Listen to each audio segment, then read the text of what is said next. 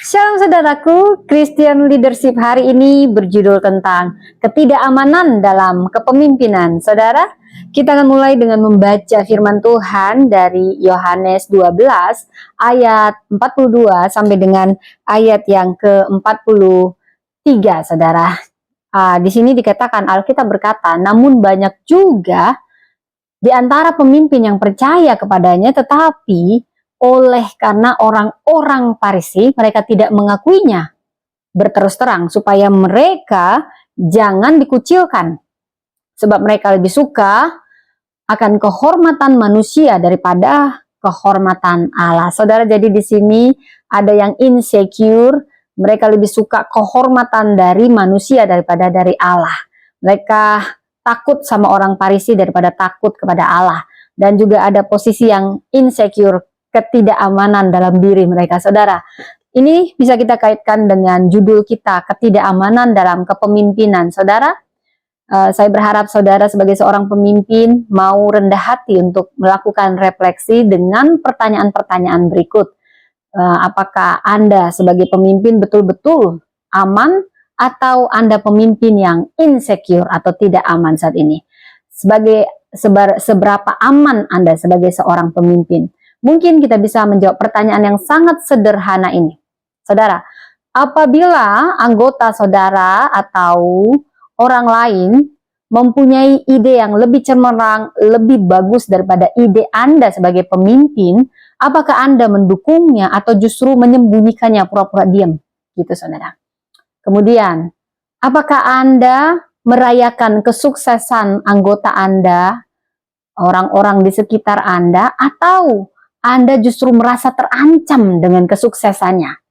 Kemudian pertanyaan yang lainnya mungkin, apakah Anda merasa terancam dengan seseorang karena melihat dia lebih berbakat dan lebih berprestasi daripada Anda? Jika jawabannya ya, Anda bisa menjawabnya dalam hati, saudara, dan Anda sedikit tertekan karena merasa terancam, artinya Anda punya masalah insecure sebagai seorang pemimpin, dan Anda harus berhati besar untuk menghadapinya.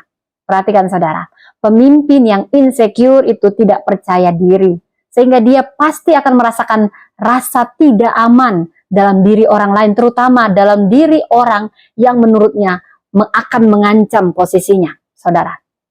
Seperti kata pepatah, kita tidak bisa memberikan apa yang kita tidak miliki. Kalau kita pemimpin yang insecure, impossible, mustahil, omong kosong, kita bisa membuat orang lain, terutama orang yang kita anggap sebagai ancaman, merasa aman.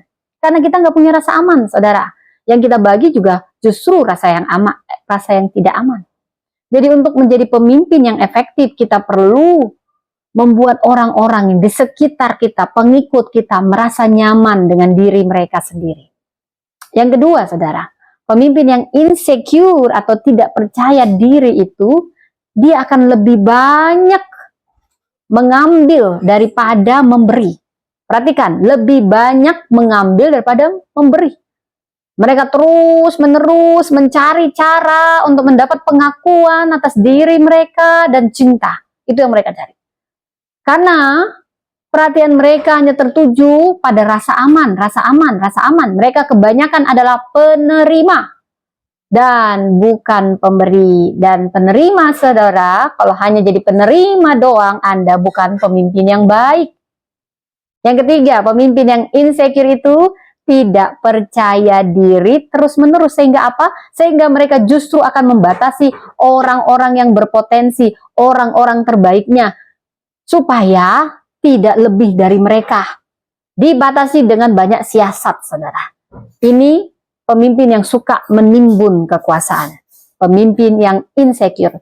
Faktanya, semakin baik anggotanya, semakin baik pengikutnya, dia akan merasa semakin besar ancamannya, sehingga dia akan semakin membatasi orang-orang yang berpotensi ini untuk membatasi kesuksesan dan mendapat pengakuan dari orang sekitarnya, saudara. Wow, ini hatinya kecil sekali, saudara.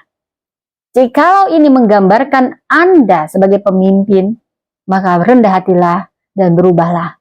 Ingatlah firman Tuhan. Dalam Roma 12 ayat 10 dikatakan, hendaklah kamu saling mengasihi sebagai saudara dan saling mendahului dalam memberi hormat, saudara. Jadi kepemimpinan yang insecure atau tidak aman itu seringkali muncul justru karena kita takut kita kehilangan kendali, takut kehilangan posisi. Padahal dalam Alkitab ada banyak prinsip yang bisa membantu kita menjadi seorang pemimpin untuk mengatasi insecure di dalam diri kita. Pertama, saudara, kita harus percaya bahwa kepemimpinan itu adalah panggilan Tuhan. Saudara, kita bisa membaca dalam Yeremia 29 ayat 11 bahwa Tuhan jelas berkata dalam ayat ini, "Aku ini mengetahui rancangan apa yang ada padaku mengenai kamu." Itu firman Tuhan ya saudara ya. Rancangan apa? Rancangannya damai sejahtera, bukan kecelakaan, yang akan memberi hari depan penuh harapan. Jadi seorang pemimpin harus percaya bahwa posisinya adalah bagian dari rencana Tuhan atas dirinya. Dan dia harus percaya bahwa Tuhanlah yang mengangkat. Dan dia juga yang dapat menurunkan kita sebagai seorang pemimpin. Seperti yang ditulis di Mazmur 75 ayat 7-8. Justru ketakutan kita sebagai seorang pemimpin, takut kehilangan posisi, itu artinya karena kita kurang iman akan rencana Tuhan dalam hidup kita. Yang kedua, kita perlu melayani dengan kerendahan hati. Jelas dikatakan di Filipi, saudara, Filipi 2 ayat 3-4.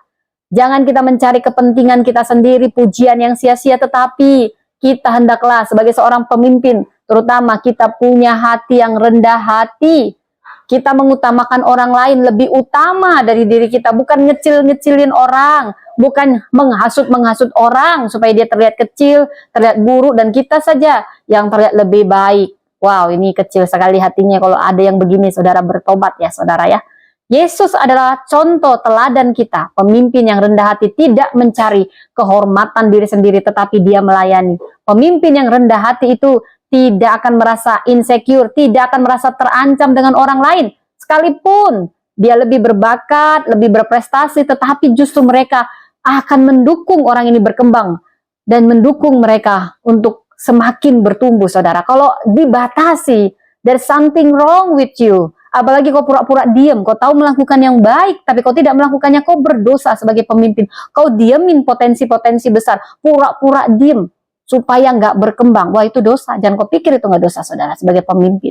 Berarti kau tidak punya kerendahan hati, yang kau utamakan hanya dirimu, posisimu, Apalagi kalau kau dapat uang, pelayanan dapat uang. Nah, ini biasanya insecure-nya cepat kalau cari uang, saudara ya. Bertobatlah. Kemudian, jangan takut. Jangan takut sama orang di sekitarmu yang lebih berpotensi darimu, lebih berbakat padamu. Mari kita belajar dari kesalahan Saul terhadap Daud.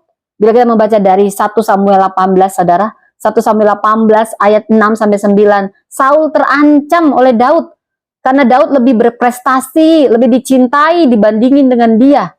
Alih-alih dia mendukung Daud, justru Saul membiarkan dirinya dikuasai rasa iri, rasa cemburu, yang justru menghancurkan dirinya sendiri. Jadilah pemimpin yang berhati besar. Lihatlah bakat atau potensi di sekitar Anda, orang-orang Anda, sekalipun lebih dari Anda, sebagai aset, bukan ancaman. Saya ulang, sebagai aset, bukan ancaman, saudara. Itu baru pemimpin sejati. Saudara, yang keempat, kita perlu untuk menghancurkan ketidakamanan ini, kita harus percaya bahwa kekuatan sejati kita datang dari Tuhan, bukan dari prestasi, bukan dari potensi, tapi dari Tuhan. Bila kita membaca dari Yesaya 41 ayat 10, saudara, jelas dikatakan, jangan takut. Tuhan menyertai kita, meneguhkan kita, menolong kita, memegang kita dengan tangan kanannya.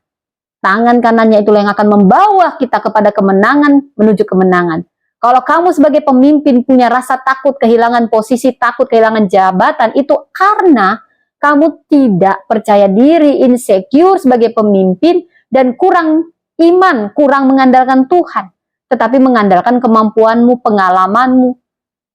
Jangan andalkan itu. Percaya, kekuatan sejati kita dari Tuhan. Jadi nggak perlu insecure. Yang kelima, kita harus fokus pada tujuan bersama, bukan kepentingan pribadi, bukan untuk posisi, saudara. Bila kita membaca dari 1 Korintus 12 ayat 12-27, jelas dikatakan kita ini tubuh Kristus, saudara. Setiap orang potensinya, karunianya punya peran unik untuk kerajaan Allah. Tujuan kita memperbesar kerajaan Allah, bukan memperbesar posisi kita, memperbesar kantong kita. Jangan. Kita sebagai pemimpin harus melihat